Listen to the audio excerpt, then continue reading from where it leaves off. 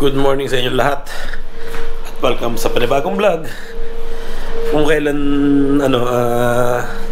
holiday, ang pangit ng panahon dito, grabe. Pero mga karang 2 araw sobrang ganda, ang init pa. Ngayon lumamig ulit, hindi maintindihan yung panahon. So luluto muna ako ng umagahan, itlog tsaka hotdog. Yan, na-fry ko na. Hindi ko na naitanong sa mga kaibigan ko kung masarap ba yung ginawa kong chicken inasal kagabi.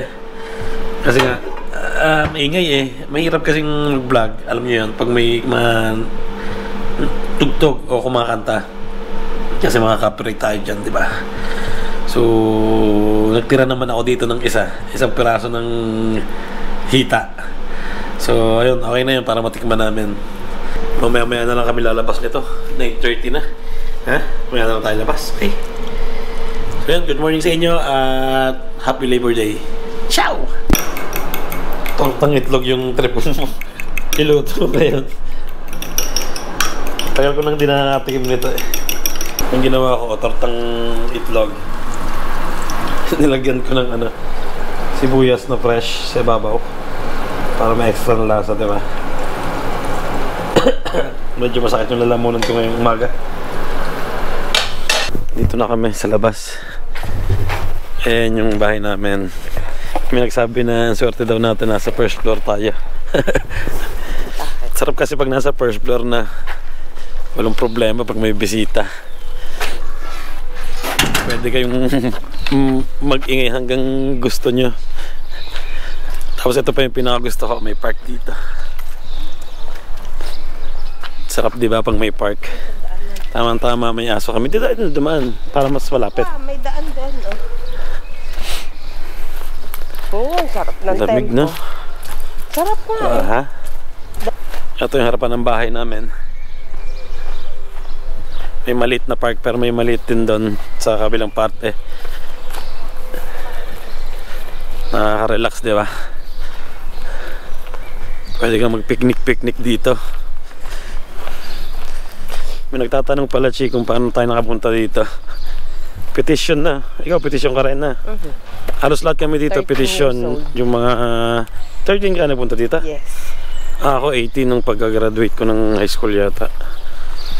So, ayun. Halos lahat ng mga kaibigan namin dito, mga petition yung dumating sila dito, mga petition ng mga magulang. Nanggaling kami sa negosyo ng Incheck. Bumili kami paso. Magtatanim ako ng sibuyas na fresh para hindi na ako bibili sa supermarket na. Kasi okay naman magtanim ngayon. Medyo mainit na. Mabubuhay na. Si Miss, ano tatanim mo, Chi? Yung kamatis. Kamatis naman ang kay Mrs. na tatanim. Literal na walang magagawa ngayon. Super cloudy. Umulan na kanina. Hindi na kami makapag-basketball. So, kakatapos ko lang mag-edit ng vlog yung nangyari kahapon. Hindi ko na natulungan si Mrs. magluto.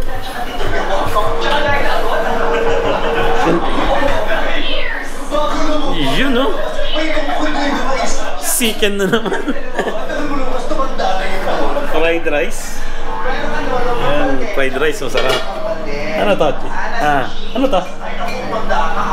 Lugaw? Pwede pa ba yan? Kainin lang namin yung mga tira-tira, mga natirang ulam. So, ang dami na naman namin nakain kagabi. Siyempre nga nag-ihaw-ihaw kami. At ayun nga, nakwento ko sa inyo na mga petition kami dito. So, ayun nga, si Mrs. 13 nang dumating dito, ako 18. Tapos umuwi ako ng Pilipinas. Nag-aaral ako ng computer. Nag-computer technician ako sa AMA. Hindi ko lang kung may AMA pa. So, pagkatapos nun, bumalik ako para mag-renew ng permit to stay dito. At sinubukan ko rin magtrabaho. Ayun, nagustuhan ko. Tapos, dun sa trabaho ko, computer din lang yung ginagamit. Kaya medyo, siyempre, medyo sanay tayo sa computer. Mas madali dahil may experience na ako sa computer. And ayun, si Mrs. naman nag-aaral siya dito. So, hanggang high school lang yata yung tinapos niya dito. At ayun nga, nagsama na kami ni Mrs. Tapos ayun, yung unang anak namin, yung panganay namin, ano na siya, 19 na siya ngayon. Tapos itong bunso namin, 11. Ngayong May, mag-11 na siya. Tapos yung panganay namin ngayong year na to, last niya na sa school. Tapos na siya ng college, di ba? So, hindi ko lang kung magpapatuloy niya pa dahil sabi niya gusto niya daw yung videographer. Ayun ang gusto niya pag-aralan sa susunod pag natapos niya tong school na to. So, ayan, nakakatuwa, di ba? Kasi, pag napagtapos mo yung anak mo, syempre, para ka na rin may naipundar na malaki, di ba? Na espesyal sa buhay mo.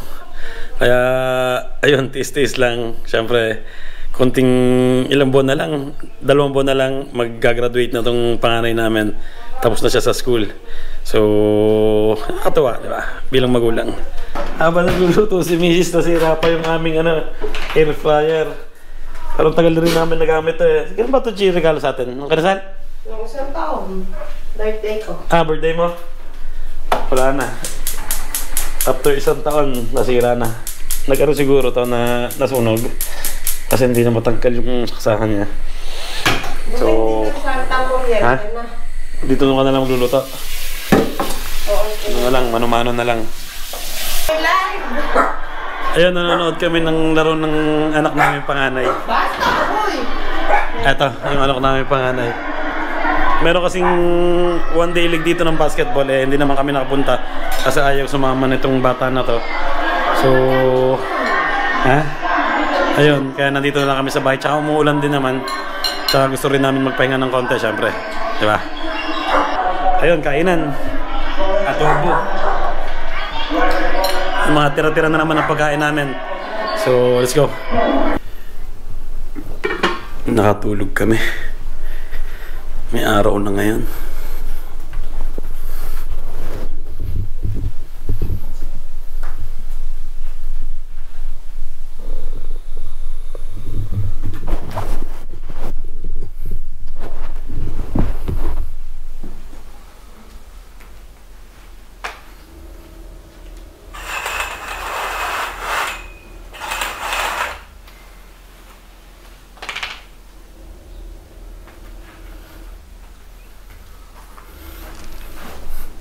At ayun, nagising na ako at galing na ako dun sa tindahan ng karne dito sa baba namin.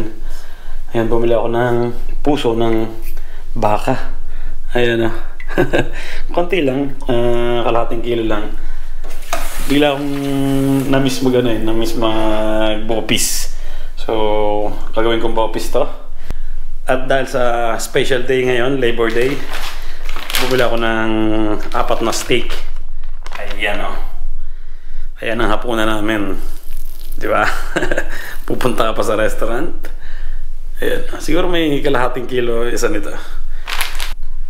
Ayan, 4 na steak yung binili ko. Ayan na lang yung hapunan namin. Hindi na kami magkakanin. Ano na lang siguro, vegetable salad. Tapos ito, okay na yun. So, papakulan ko muna tong puso. At para matadtad ko na. Pambopis, di ba? Yun ang kagandaan, di ba? Pag nagtatrabaho ka, nakakain ka na, masasarap nakakain mo yung pagkain ng mayayaman, di ba? So, bala ko naman ngayon magtanim. Yan o, pag bumibili kasi ako ng spring onions, tinitira ko to. Ayan, kita nyo naman yan. Ayan yung sibuyas, yung pinagkakabitan ng sibuyas ng mga dahon. So, meron akong 5 ganan. Yan, tatanim ko doon sa paso na binili namin kanina. Papakita ko sa inyo yung ginawa kong isa. Total, maaga pa naman. 6:00 lang, natutulog pa si Mrs. Mamaya na lang ako magluluto.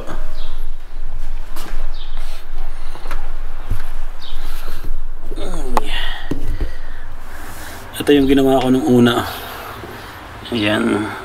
Green kasi tayo. Gusto ko parang may white din. Diba? Hindi ka nabibili pag kailangan mo ng dahon ng sibuyas. Meron na.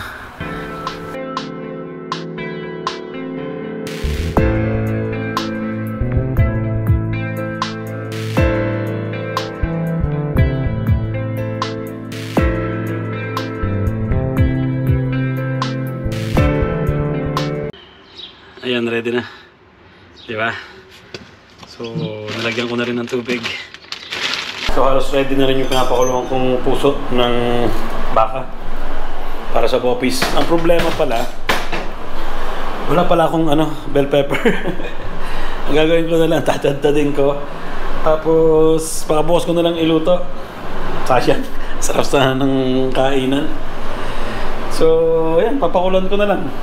At buti na lang, nagtira ko ng isang piraso ng chicken inasal na minarinate ko. So, ayun yung ulamin ng bunso namin kasi parang ayaw niya ng steak eh. Mas gusto niya daw itong chicken. Pero fry ko na lang. Gumagana na ulit yung air fryer namin. Nasira lang yung saksakan. Yan na. Okay na ulit, di ba? At ayun, ready na ang aming hapunan. Special muna, di ba? Steak. Ano yan? Medium. Yan, tigisa kami ni Mrs. At dun sa bunso namin, ang chicken inasal. Hindi sunog yan, mukha lang sunog dahil madilim dito. Tapos si Mrs. nagluto ng gulay para, syempre, may konting gulay dito. Ayan. Tinapay. So, ayun, kain muna kami. At lalabas muna namin mamaya ang konti yung aso namin. At umaambon na naman. Sana nag-enjoy kayo sa aming vlog ngayong araw na to. Nagluluto pa ako ng isa para dun sa panganay namin baka dumating. So, ayun, sana nag-enjoy kayo at happy Labor's Day sa ating lahat. And ingat palagi.